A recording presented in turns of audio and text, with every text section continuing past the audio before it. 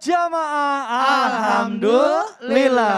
Baik, untuk jamaah yang baru bergabung, hari ini kita sedang membahas tema visi misi foya-foya. Ya, dari segmen 1 sampai tadi ini banyak sekali ilmu yang kita dapat nih. Bagaimana sih caranya menurut hukum Islam kalau kita mendapatkan rezeki itu bagusnya diapain? Nah, akan kita bahas lagi lebih dalam, akan kita tanya sama guru-guru kita. Tapi sebelumnya saya mau ngajakin dulu jamaah untuk nonton dulu tayangan berikut ini. Silakan. Lain lagi dengan yang satu ini, pelaku penganiayaan bukanlah komplotan penjahat. Melainkan seorang anak kepada ibu kandungnya. Peristiwa ini direkam kamera warga di Pasar 2 Ulu Palembang. Setelah berteriak minta tolong, warga akhirnya menghentikan aksi pelaku. Penganiayaan berawal ketika pelaku meminta uang kepada korban yang sedang berjualan sayur. Namun karena tidak diberi, pelaku akhirnya mengamuk. Pelaku diketahui suka mabuk-mabukan dan kerap berlaku kasar kepada korban. Bib, punten Bib, tadi ada pertanyaan saya. Bagaimanakah dalam Islam atau bagaimana Rasulullah mengajarkan supaya orang tua ini bisa memberikan ilmu supaya anaknya itu tetap hidup sederhana, terus bagaimana supaya orang tua itu tetap bersikap adil gitu, supaya untuk tidak terjadi hal-hal yang tidak diinginkan seperti tadi. Mohon penjelasannya Habib. Baik, silakan. izin Ustaz Maulana, Ustadzah Mikdad. Bismillahirrahmanirrahim, artinya bagaimana cara kalau kita lihat pengajaran Rasul SAW, wa ma arsalna min rasulin illa liyuta'. Nabi Allah Subhanahu wa taala mengatakan tidaklah kami utus seorang nabi kecuali untuk diikuti tata caranya, bukan kita hanya pandai dengar sejarahnya. Oh, nabi hebat, oh nabi adil. Ya, pandai kita dengar sejarahnya tapi tidak mengikuti, maka ini kurang bagus dan kurang afdal. Kalau cara orang tua artinya memberikan nafkah yang adil kepada anak-anaknya dilihat dari ayat, karena Nabi SAW mengajarkan kita dari ayat Allah Subhanahu wa taala. Maka dikatakan oleh Allah Subhanahu wa taala mengatakan, disampaikan oleh Rasul SAW kewajiban catatannya di akhir. Kewajiban bagi seorang ayah atau orang tua memberikan nafkah kepada anak-anak. Yang hebatnya ayat mengatakan yang patut. Nah, jadi nafkah yang patut, bukan nafkah yang tidak patut. Makanya ayatnya hebatnya begitu. Allah Subhanahu wa taala mengatakan kewajiban bagi seorang ayah memberikan nafkah kepada anaknya. Nafkah semuanya dikasih, ini enggak, yang patut. Artinya yang dibutuhkan itu anak. Ini kan juga suatu pendidikan. Walaupun mampu terus kita belikan semua. Tidak. Makanya diberikan yang patut. Misalnya yang patut, yang bagus, yang baik. Supaya juga cari pendidikan kepada anak. Terasa juga kita Ustaz ya. Mungkin kita waktu kecil nggak bisa beli ini. Sekarang kita ada. Pokoknya anak-anak kita jangan sampai kekurangan seperti kita. Kita belikan juga. Kan itu benar. Masya Allah. Itu sering terjadi tuh. Nah, kadang-kadang itu juga kurang bagus. Artinya kurang mendidik Ustaz. Kadang-kadang kan mental jadi semuanya ada, jadi mentalnya nggak kuat. Kedepannya kan kita nggak selamanya hidup. Kita pun akan diangkat oleh Allah Subhanahu wa taala. Mentalnya bagus atau tidak ketika nafkah itu berkurang.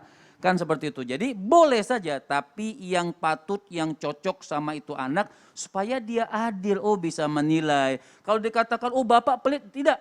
Seorang anak juga harus mengerti bagaimana pendidikan yang diberikan oleh orang tua. Kita udah dikasih udah bagus. Kalau dalam ilmu fikih, sampai kapan sih batasan orang tua itu memberikan nafkah sama anak? Ini bukan sudah bini, sudah punya cucu, masih dikasih makan juga. Nah, ini yang salah nih kadang-kadang kan. Artinya bagaimana sebenarnya sudah batasan balik itu seorang ayah sama ibu nggak wajib lagi dia memberikan nafkah. Kecuali kalau masih memang dibutuhkan untuk sekolah, pendidikan, itu kan yang patut namanya. Yang patut sekolah, apa patut dibelikan motor nggak wajib, apa wajib dibelikan mobil nggak wajib. Buat pendidikan, buat makannya itu yang diberikan yang patut. Tapi kalau belikan mobil bolehlah, yang penting terarah. Dia tidak melakukan hal-hal dengan sebab kita nih orang tua memberikan harta lebih sehingga dia melakukan hal-hal yang tidak diridhoi oleh Allah Subhanahu wa taala. Dosa juga orang tuanya. Jadi pendidikan awal yang diberikan, makanya kalau sesuai ayat itu Masya Allah, lihat Nabi SAW bagaimana mendidik anak-anaknya. Bahkan Sayyidatuna Fatimah Az-Zahra ketika sudah menikah pernah ngomong sama Nabi SAW, wahai ayahku, tolonglah bilangkan kepada Sayyidina Ali, tolong carikan aku pembantu buat bantu aku. Maka apa yang diajarkan oleh Nabi SAW? Bukan Nabi carikan pembantu, tapi Abi ajarin zikir. Iya, diajarin zikir oleh Rasul sallallahu alaihi wasallam, diajarin berwirid oleh Nabi sallallahu alaihi wasallam, bukan dituruti. Nabi bisa aja suruh sahabat siapapun yang mau bantu, mau. Siapa yang nggak mau bantu keluarga Rasul sallallahu alaihi wasallam? Semuanya mau. Tapi Nabi ajarkan zikir, subhanallah. Jadi Subhanallah. kita juga lihat, oh anak kita misalnya kalau keadilan, yang besar kuliah, yang ini masih SD, masa dua-duanya sama kan beda. Betul. Ini lebih banyak, ini lebih dikurangin seperti itu. Jadi diarahkan sesuatu yang patuh sesuai ayat Allah Subhanahu wa taala. Masya Allah. Nah sekarang saya lanjut nih membahas mengenai foya-foya nih Ustazah Punten nih. Apakah benar seseorang yang di masa mudanya itu foya-foya terus ngabisin uang buat beli ini tuh wah pokoknya menikmati hidup lah istilahnya gitu ya. Kelak katanya di masa tuanya dia itu akan dihinakan oleh dosa-dosa akibat foya-foyanya. Ini foya-foyanya dalam yang hal negatif mungkin Negatif ya. ya, Nah ini mohon negatif. penjelasannya Ustazah bener nggak sih? Kita mohon coba dijawab. ya, Iya. bismillah ya. Mohon izin Iya. Ustadz Habib. Jamaah. Yeay. Oh jamaah. Yeay. Bangun, bangun, bangun. Alhamdulillah. Lillah. Nah kalau kita melihat hal ini ya, astagfirullahaladzim. Kita mudah-mudahan banyak berzikir kepada Allah seperti yang tadi Habib juga menyatakan. Karena memang sekarang ini banyak banget tantangan. Foya-foya salah. Ya kan, nggak foya-foya dibilang pelit. Bagaimana nih kita nih, serba salah nih jadinya nih. Masih muda foya-foya, nggak memberikan pendidikan misalnya kepada anak-anak kita. Nanti akhirnya kita ditinggalin sama anak-anak kita. Jadi kita nih foya-foya jadi orang tua. Anak kita cuekin, bini kita cuekin, keluarga kita cuekin. Dan kita nyenengin diri sendiri.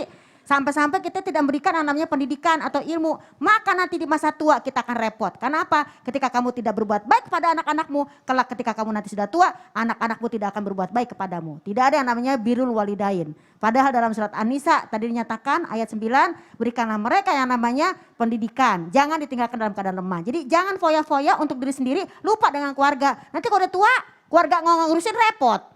Itu punya keluarga, kok ditelantarin. Lah kamu dulu gimana? Ini bukan namanya karma, tapi man zolama zulima. Barang siapa yang berbuat zolim, nanti juga akan dibalas dengan kezoliman. Dizolim sama keluarga, dizolimin lagi. Seperti itu, na'udzubillahimin dzalik. Apalagi misalnya kita foya-foya tadi sama keluarga pelit. Sekarang malah sama temen. Sama temen dia sangat royal. Kita yang namanya, apa aja kita kasih.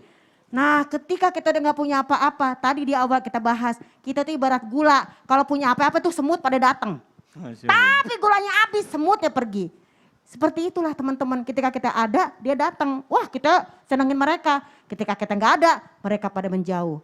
Nah seperti hal ini berarti tidak kumpul dalam rangka iman, tapi kumpul hanya gara-gara suatu yang istilah bahasanya bergaullah apa adanya. Jangan ada apanya. Kalau ada apanya kita udah kagak ada, dia kagak ada. Dalam surat Al-Anfal dinyatakan Allah kumpulkan kita karena keimanan, bukan karena nafkah. Kalau karena nafkah, nafkahnya hilang, duitnya hilang teman-teman. Nauzubillahimin. Nah, mereka bakal menjauh. Misalnya diri sendiri, tadi kita ke anak-anak jauh. Atau kita ke teman menjauh. Atau diri sendiri nih, kita zolimin badan kita. Kita khamar, kita minum yang pokoknya kita foya-foya buat badan. Apa aja kita masukin, yang haram kita masukin. Nanti kalau sudah tua, udah gak bisa ngapa-ngapain, sakit-sakitan, badan kita yang rugi sendiri. Jadi juga jangan zolim sama diri sendiri. Wah mumpung masih muda, apa aja dimakan, apa aja diiniin, foya-foya. Nanti sudah tua, rugi diri sendiri. Na'udzubillahimin. Jadi kita lihat, ya mudah-mudahan kita ke anak bagaimana, ke saudara gimana, kepada teman bagaimana, kepada diri sendiri juga gimana. Jangan sampai merugikan diri sendiri, jangan sampai merugikan orang lain, jangan sampai membuat Allah murka. Na'udzubillahimin. Jadi kita emang harus perlu penting yang namanya punya teman-teman juga yang mengingatkan. Betul. Ini termasuk ke dalam kategori foya-foya nggak nih Ustadz? Karena kan kadang kita bingung juga ya di dalam kehidupan visi misi foya-foya itu, maka nanti takutnya Allah memberikan penyesalan gitu. Nanti takutnya kita sehingga berharap dibangkitkan untuk bersedekah itu nanti ngeri lah pokoknya Ustadz. Nah ini gimana nih? Mengapa bersedekah kalau misalnya diminta oleh orang itu bukan sholat atau ibadah lain Ustadz Maulana? Ini malah hal-hal yang seperti itu, mohon penjelasannya nih. Izin Habib, Masya Allah, Tabarakallah, izin Saza. Bismillahirrahmanirrahim, Alhamdulillahirrabbilalamin. Wal tansu nafsun ma qaddamat ligading wattaqullah, innallaha khabirum bima ta'malun. Tadi ini pembelajaran besar buat kita, bagaimana kita, apa yang kita siapkan kelak untuk di hari kemudian. Sehingga dalam surah Al-Munafikun disebutkan, wahai Tuhanku, alangkah baiknya engkau lambatkan kedatangan ajalku sedikit lagi, menunda untuk ajal, untuk apa? Untuk satu hal. Apa itu? Untuk bersedekah. Ini pentingnya bersedekah. tidaklah seorang yang telah mati menyebut untuk bersedekah, melainkan kehebatan pahala yang telah dilihatnya setelah kematiannya. Jadi kalau ada permintaan penghuni kubur untuk dibangkitkan, dikasih kesempatan hidup lagi, apakah untuk umrah, untuk haji, untuk sholat, untuk puasa? Bukan. Ternyata penghuni kubur minta untuk dibangkitkan kembali ke dunia ini hanya untuk bersedekah.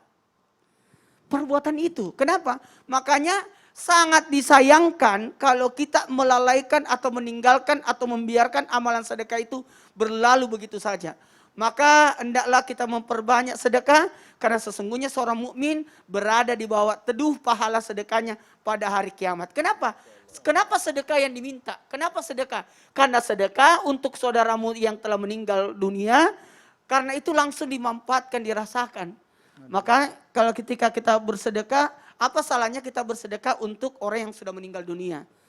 Sekali lagi, apa salahnya kita bersedekah yang pahala sedekah itu kita niatkan untuk yang meninggal dunia? Sampai kan Ustaz? Sampai. Apalagi Sampai nanti kambing Idul Adha sampai. Sampai. Masya Allah, pas banget Bahkan tuh. kalau kurban nanti kita niatkan untuk yang sudah meninggal sampai. Masya Allah, tabarakallah. Maka sekali lagi, ada pintu surga namanya pintu sedekah. Atau ada pintu sedekah khusus orang-orang yang suka bersedekah. Bahkan amal yang terbaik adalah sedekah memberi makanan. Saya langsung praktek aja ya. Boleh, Ya. gimana Boleh, Ustaz? boleh. Ada yang bisa saya bantu Mana Ustaz? makanannya? Ya. Waduh, makanan nih, Masya Allah. Ini ada roti. Sayur asem, oh makasih. roti, ini Masya Allah. Habib, ini Siap. roti gandum ini. Bagus warnanya Ustaz, Masya Allah. Perasaan sama aja, Bib, buat roti. Oh, Iya. toplesnya. Karena ini kan kita physical distancing. Apa namanya? Physical distancing. Iya, itu artinya kita tidak boleh menyentuh makanannya. Hmm. Nah, ternyata ada kisah di zaman Rasulullah SAW, seorang wanita datang mengetuk pintu Rasulullah. Masya Allah. Ternyata ketika mengetuk pintu, tangannya hangus terbakar, Ya Allah. lalu menghadap kepada Rasulullah, bagaimana ini keadaan saya? Karena ternyata bermimpi melihat kiamat sudah datang dan melihat orang tuanya ibunya lagi kebakar. Masya Allah. Kenapa dibakar? Karena ternyata sepanjang hidupnya cuma bersedekah roti dan selembar kain. Roti dan selembar kain. Dan beliau menyaksikan ternyata roti dan selembar kain inilah yang senantiasa menyelamatkan dia. Makanya tasadaqu fa inna sadaqahu fikakum minan nar, sedekah itu sebagai penembus dari apinya neraka. Masya Allah. Dan roti inilah dan kain inilah yang senantiasa ketika akan dibakar datang roti terbang, ketika mau dibakar datang lagi pakaian. Jadi ibu-ibu yang di rumah kalau ada pakaian ayo sedekahin. Kalau ada makanan daripada dibuang atau bagaimana. Makanya Nabi bilang kalau masak banyakin Ya, airnya. banyakin airnya. Kasih sedekah. Dan bisa jadi apalagi memberi makan orang di masjid atau orang ngaji, anak-anak habis Quran kita kasih makan. Kebayang nggak kalau makanan itu dia makan terus dia bisa menghafal Quran? Masya Berarti kita Allah. dapat Masya andil juga Allah. dari itu. Jadi Kita jariah dapat juga pahala juga. Tapi yang Berapa penting- ayat yang dia baca? Betul, yang penting kenyangnya dapat. Oh, Kenyangnya kenyangnya dapat. dapat. Dan Ya, bisa jadi bener juga, dia Bib. kuat menghafal. Itu jangan dipandang remeh atau dipandang enteng dari makanan yang kita berikan. Karena bisa jadi ini jadi darah, daging dan tulang Masya yang membuat orang bisa tegak sholatnya gara-gara makanan yang kita bagikan. Masya Allah. Iya. Kasih. Luar biasa. Ini boleh saya simpan Apalagi lagi atau? pakaian? Boleh Apalagi dimakan pakaian? rotinya, boleh dimakan Oh rotinya. iya. Boleh saya simpan dulu ya. Aduh. Apalagi nih luar buat biasa yang di ini. rumah, Boleh. mohon izin saya harus sampaikan juga. Kalau pakaian orang menutup aurat gara-gara pakai pakaian gitu. Orang Betul. pakai salat dan sebagainya. Masya Allah. Jamaah, bicara soal permasalahan pasti akan ada selalu yang namanya permasalahan di dalam hidup. Tapi Allah memberikan semua petunjuk bahkan solusi dari setiap masalah di dalam Al-Quran. Maka seperti apa Al-Quran memandang mengenai sikap foya-foya ini? Dan kita sekarang masuk ke dalam segmen Al-Quran Menjawab. Masya Allah, kita akan mendengarkan Al-Quran yang berisi intinya Allah telah mengingatkan dan menciptakan berbagai nikmat yang bisa kita rasakan semuanya. Bahkan Allah Subhanahu wa taala menyuruh kita menikmatinya. Tapi Allah mengingatkan juga tunaikan hak kita. Apakah hak itu dari Allah Subhanahu wa taala? Mari kita dengarkan Al-Quran Menjawab. Bismillahirrahmanirrahim.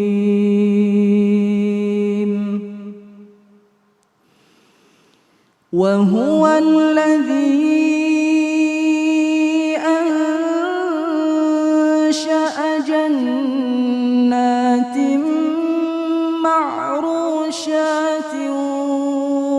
غير معروشات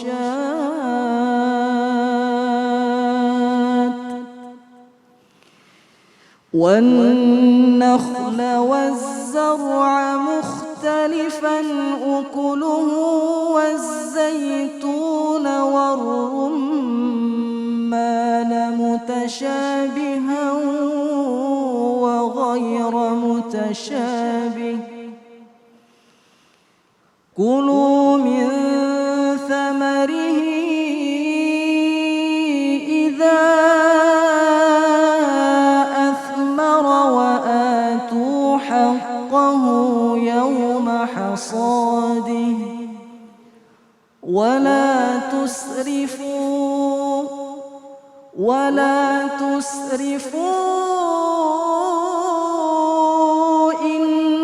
إنه لا يحب المسرفين.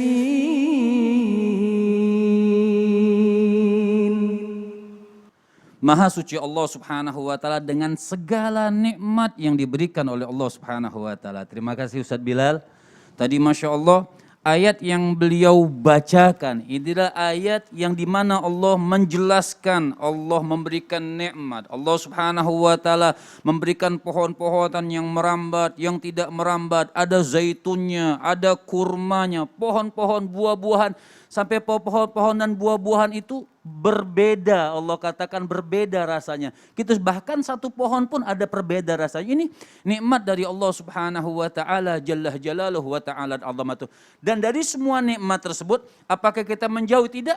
Bahkan dalam ayat ini kita diperintahkan, kata Allah Subhanahu wa taala, makan. Kata Allah Subhanahu wa taala, makan. Dalam ayat yang lain Allah Subhanahu wa taala dikatakan makanlah hanian dengan segala rasa senang hati, dengan rasa syukur kepada Allah Subhanahu wa taala.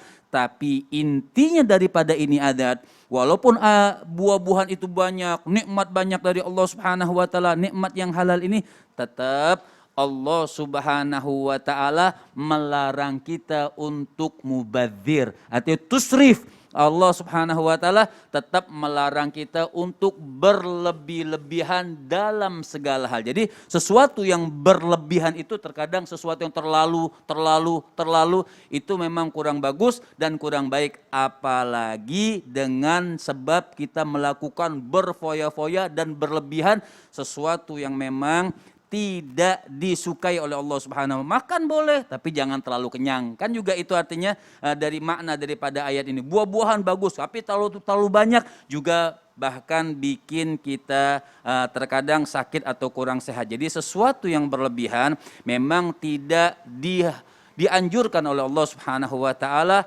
dan memang tidak diperbolehkan dari Allah Subhanahu wa taala.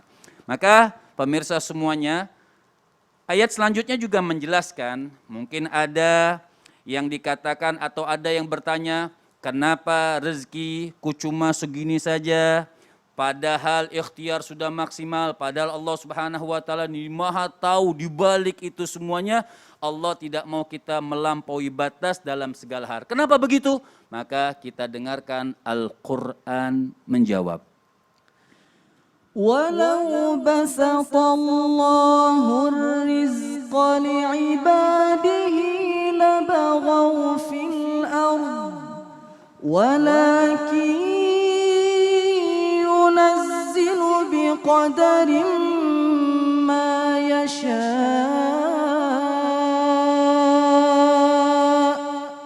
إنه بعباده خبير بصير. Maha hebat Allah dengan jawaban dari Allah Subhanahu wa taala yang maha hebat. Kalau orang bertanya, kenapa kok Allah nggak berikan kita semua rezeki? Kenapa Allah Subhanahu wa taala nggak bikin kita, artinya sudah nggak ada orang yang nggak kerja, misalnya kerja semua misalnya. Dijawab oleh Allah Subhanahu wa taala, seandainya Allah Subhanahu wa taala lapangkan semua ini makhluk dengan rezeki-rezeki yang ada, la baghaw, mereka pun tidak akan pernah cukup Ustadz. Artinya mereka tetap dalam hadis yang lain, seandainya satu dapat gunung emas, minta yang kedua gunung emas. Kalau enggak, kadang-kadang sudah dapat 2 gunung emas, minta yang ketiga. Karena intinya manusia ini terkadang